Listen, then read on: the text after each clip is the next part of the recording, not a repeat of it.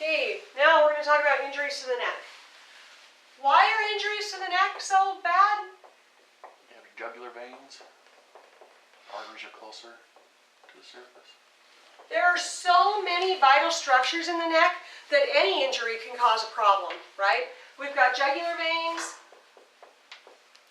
We've got the carotid arteries. We've got an esophagus. We've got a trachea. Spinal column, spinal cord. We've got spinal column and spinal cord.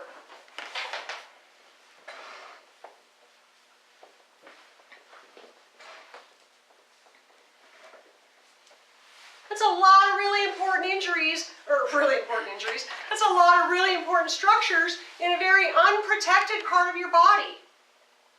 Almost everything else, all of your important structures are protected. Your brain is encased within your cranium. Your heart and your lungs are encased within your ribs. But your neck doesn't have any protection. So it's very vulnerable to blunt force trauma. If we have a penetrating injury, how do we treat a penetrating injury? As long as it's not affecting the airway, then just stabilize it. Not an impalement, but a penetrating injury. Cover it. Just like you do anything else, just Inclusive dressing. don't remove the item, pack it up so that it doesn't move. Not an impalement, a penetrating injury. Cover it. Cover it with what, Jared? An occlusive dressing. Why are we using an occlusive dressing? So you don't get air embolisms. Embolism. Yeah, it's really hard for you to know if an injury, a penetrating injury, is to the veins in particular or the artery. If it's to the artery, you're probably going to see some spurting blood. But anytime you have a penetrating injury to the neck that is more than, a scratch, you're going to want to apply an occlusive dressing so that you can keep any air from entering. Now, the occlusive dressings that we played with earlier, they're fairly large. It would be hard to apply one of those to the neck, right? But almost all ambulances carry these. Do you know what this is? Inclusive dressing. No, that's the back side of a cardiac pad. No, it's not. What is it? That goes over the IV. Yeah, it's the plastic seal that goes over the IV. It's also called tegaderm. And it's a fairly small seal. See? Do you want to come here and do this?